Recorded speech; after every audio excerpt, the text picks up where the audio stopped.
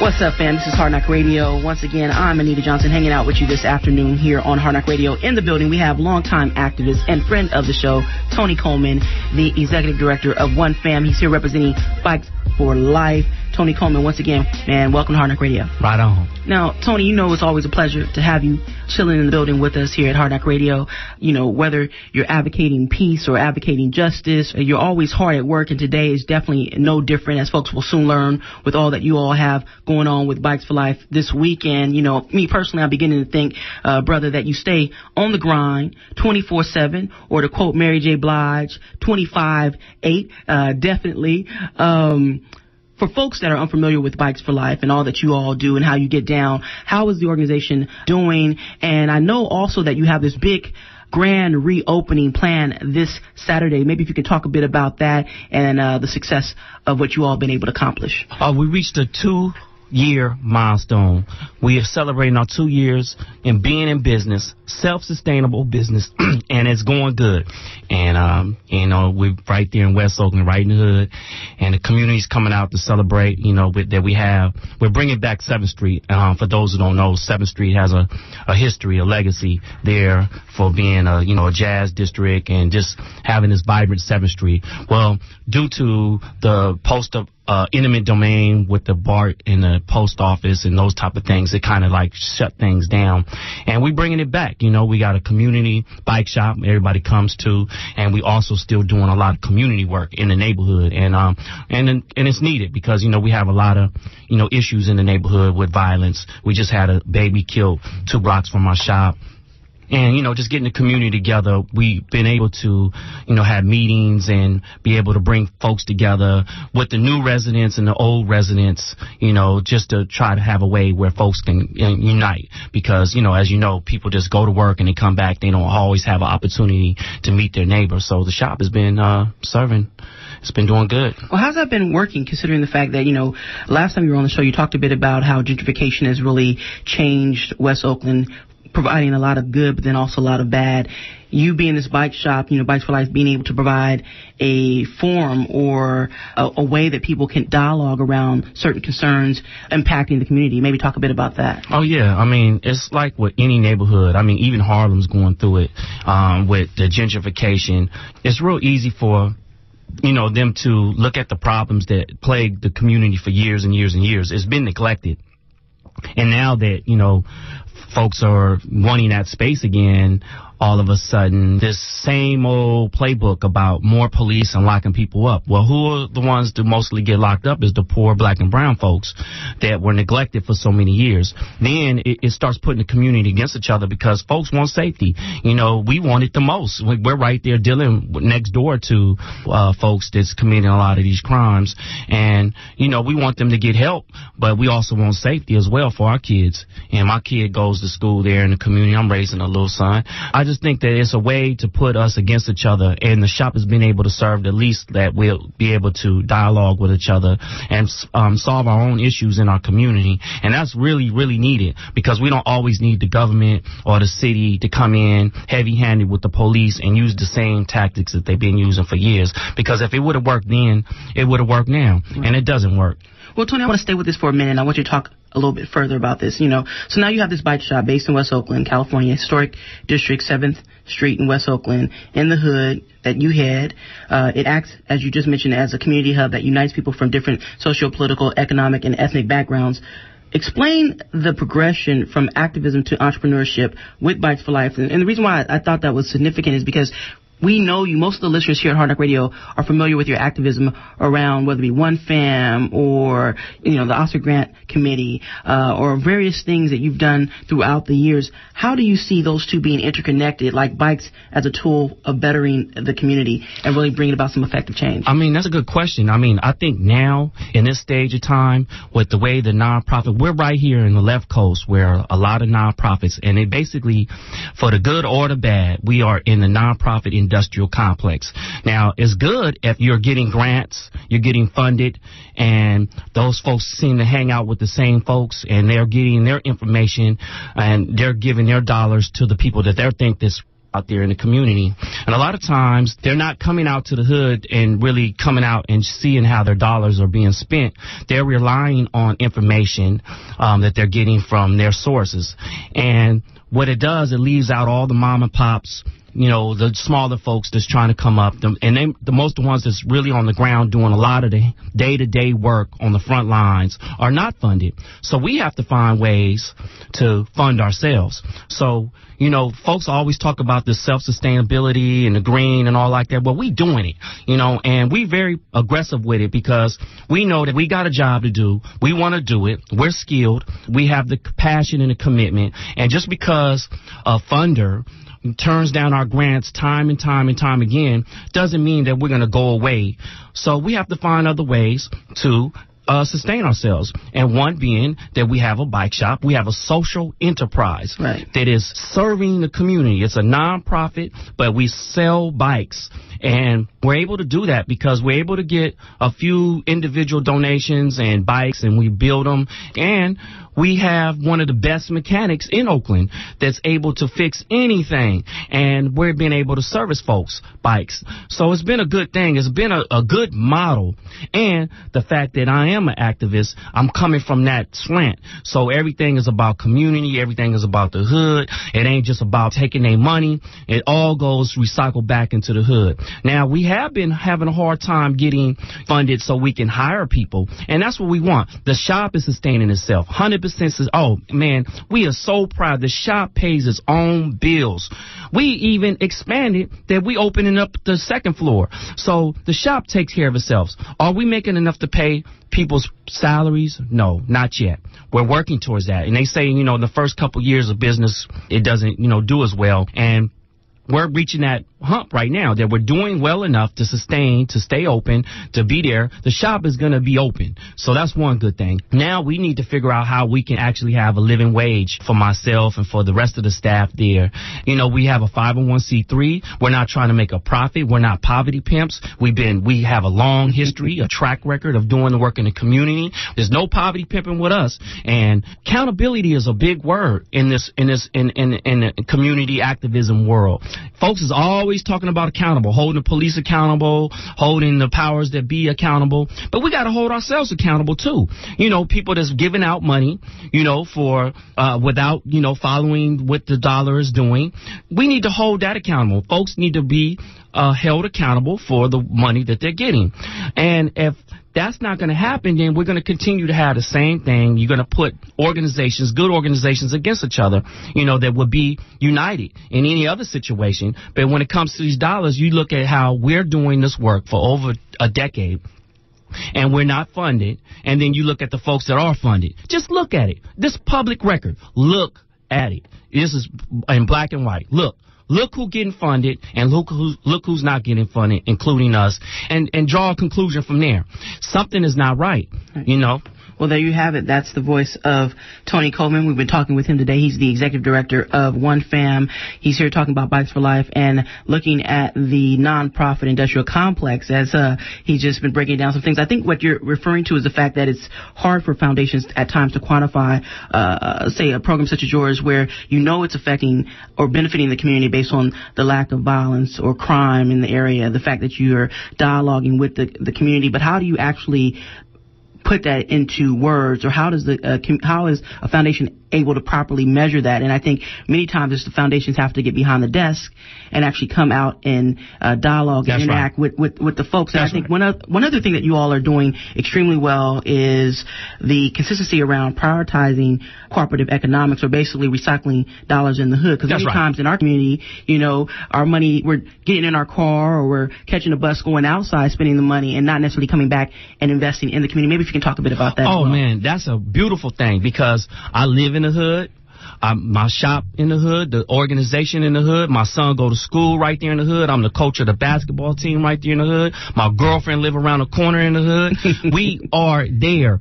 Our money stay right there in the hood. So folks spend their money with us. I turn around and spend our money with folks in the hood. And that is something that we need to be doing all across this country, recycling our dollar 2 or 3 times in our own community. We have other organizations in the community that's doing a lot of stuff around gardening. You know, and it's a beautiful thing, because we have some really committed folks in West Oakland doing a lot of good work. A lot of times you may not hear about them. You may not, they may not get the shine that they deserve. But there's some good folks doing some really good work with limited resources. And being able to establish a social enterprise has been, we hope that we're creating a model because we want to break the cycle, because it can't continue going on the same way. The mom and pop, the folks that's coming up that want to do this work, that's passionate about the work, that's most effective at doing the work, need to be funded to do the work. And if we can't get funded through other folks who claim to be in our corner, then we got to fund ourselves. And we got to start enterprise, either start a coffee shop, start a clothing boutique, find something to do that your community, there's a demand in your hood, find something to do and get it done. And that's how we keep this rolling. And then, before you know it, when you just create a situation where they have to respect you. They may not want to fund you, but they're going to have to respect what you're doing in the hood because you're doing it. Right. And that's what we're going to do. We're going to just keep doing the work, and we're not going to worry about, these folks that's getting money over us. We're just going to keep doing what we do, that we know that we're doing good. Well, I think the main thing is that you were able to see clearly that there was a demand. I mean, if we consider Oakland, or when most people think about Oakland, they think about Pac, right? They think about the Raiders given. They think about the hyphy movement. They may consider violence also in Oakland, but rarely when people consider Oakland do they think about this demand for this bike subculture that's on a rise, right? Yes. Rarely do they think about what's happening on the streets, or the way in which Oakland is always colorful in the way in which it shows its swag. Right. So maybe if you can talk a bit about that and being able to tap into that market and understanding that you were able to supply a need for people that were starting to be in this space of, revisiting their love for bikes and exploring Oakland that way. Hey, I'm just an activist. I come from that community organizing background. I got out of prison. I went through C2. I've really been out in the streets. I've been around some really, influential folks who have laced me up. And I'm in the hood. So being in the hood, I'm like got my finger on the heartbeat. And when we started doing these peace rides, that's what really set the alarm off for us, is because when we did the first peace ride, we had over 400 folks on bikes. And it wasn't your typical mass movement of bikes that you see on Critical Mass. We had dreadlock, gold teeth, youngsters straight from the hood, pedaling on bicycles. If you think I'm lying, look at YouTube, One Fam, Oakland, and you can see the people that we bring out riding on these bicycles. That was alarm for us. That was something to say, wait a minute, we got something here that's not typical, that young folks is enjoying. They're getting back to the roots where they cycling around. You come to West Oakland today, you're going to see folks on a bike. Not just the regular cyclist that's like Lance Armstrong. You're going to see folks that's going to the store, riding a bike in the hood. Again, that's Tony Coleman. He's the executive director of One Fam Bikes for Life. Today here on Hard Radio, we've been looking at Bikes for Life. And, as we mentioned at the top, there is an event happening this Saturday with Bikes for Life, starting at 12 p.m., going down at 1600 7th Street in the city of Oakland. Tony, before we let you go, one thing that I want to do is mention this briefly. Rarely do we acknowledge where you came from when you're on the show. We always talk a bit about, what's happening in the community, what's the issue that you want to make sure we provide attention to and make sure that there's some level of awareness connected to it. But one thing that I think of when I consider you and your story is how inspirational you are. The fact that you went to prison, the fact that you got out and actually came back and impacted the community in a positive, beneficial way.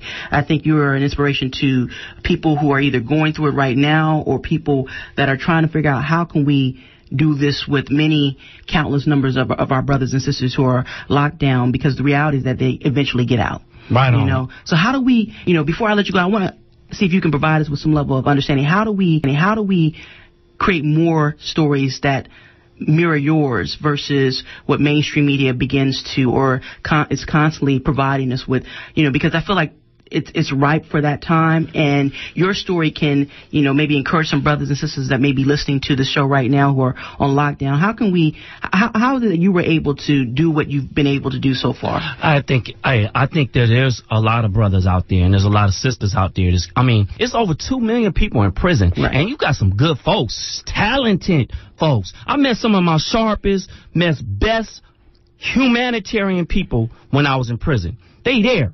Your neighbor, your auntie, your nephew, that's what we talking about. Real people. It's the system that got us locked up. These people are good people. And, if you had the proper place and the environment for them to come home to, where they'll be doing this all day long. Like I said, I'm not no rocket science. I just was laced by a few people. This is what I was doing before when I was in the hood. I was always the one that was always organizing stuff. That's how I got in trouble, because I was organizing in my gang.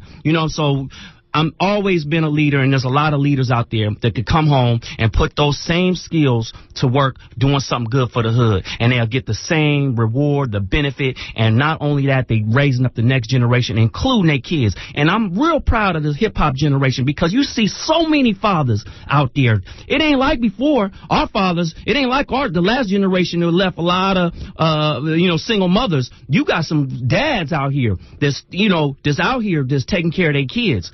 And that's something to really look at. And that doesn't get highlighted enough. You see a lot of people with their kids. And I'm very proud. I get emotional. You know how I am about my kids. Right. I get so emotional about that, because I think that is such a blessing for me to be able to, for them to see me in this light, instead of seeing me in the jailhouse on a phone through a glass, to see me out here, out here in the struggle doing this is very rewarding. And I'm sure that all the money and all that is going to come later. We just going to keep out here struggling, keep out here fighting for what we think is right, and keeping a place out here for people when they do come home, they see a model like me.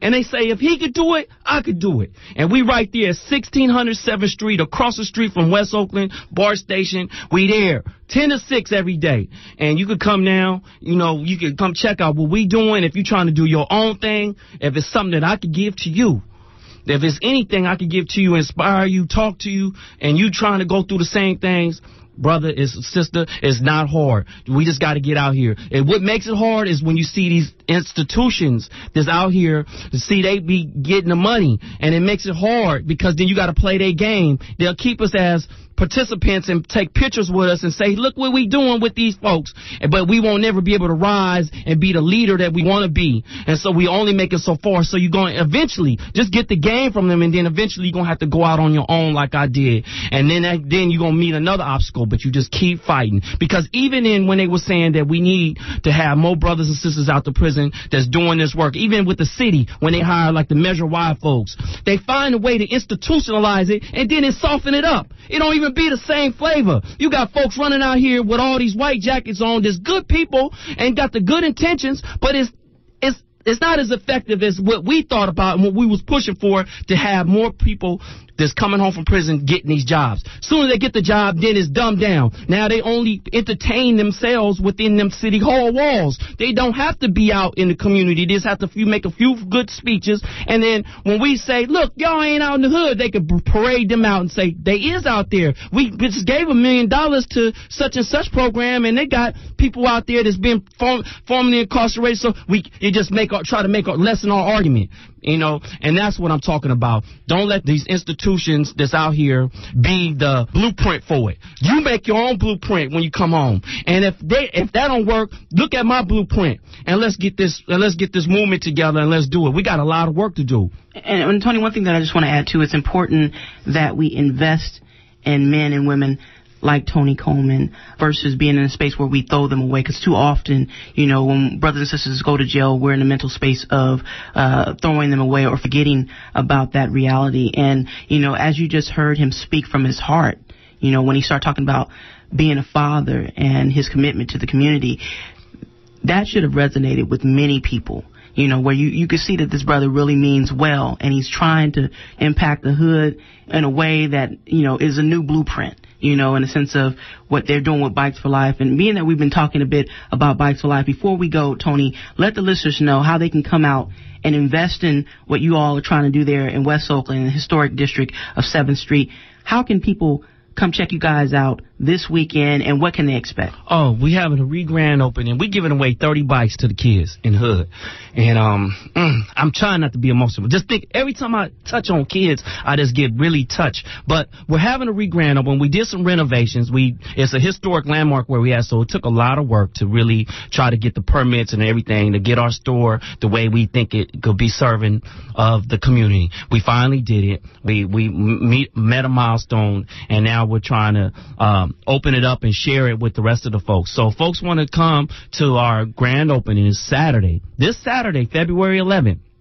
At 12 noon, 12 to 1, we're going to have a few folks come and speak and whatnot, and we're going to see the kids get the bikes. And, you know, and if you could donate, we're looking to really try to really broaden a base of individual donors opposed to just one big donor. We don't want to be dependent because we still want to fight. We still want to be out at City Hall protesting, and we don't want to have no organization say, if you go out there and raise heck, that we're going to take your funding. We don't want to be held like that. We want to raise heck. And if you got some old bikes that you're not working with, that's, you know, good quality bikes that hold their value, you know, Trek and Peugeot, you know, really good bikes, and we build them up for the people and we get people back on bikes, that's a way you could come. And people's power. We always need mechanics to come through, and we've been blessed, and that's what people's power is all about. All right. Again, so this is happening this Saturday, February 11th at 12 p.m. at 1600 Street in the city of Oakland. Tony, is there a number that folks can reach you guys at? Yeah, it's 510-452-BIKE. So just remember, 452-BIKE. B-I-K-E. That's the 2453. So it's a real easy number, 452-BIKE. That's in the 452 B-I-K-E in the 510. And our website is www.bikesforlife with the number 4, bikesforlife.com. All right. Again, I've been speaking with Tony Coleman, the executive director of One Fam, Bikes for Life. Tony, man, it's always a pleasure. Thank you, man, so much for coming to speak with us today here on Hard Knock Radio. Right on. All right. Again, this is Hard Knock Radio. I'm Anita Johnson. Stay tuned. We'll be right back.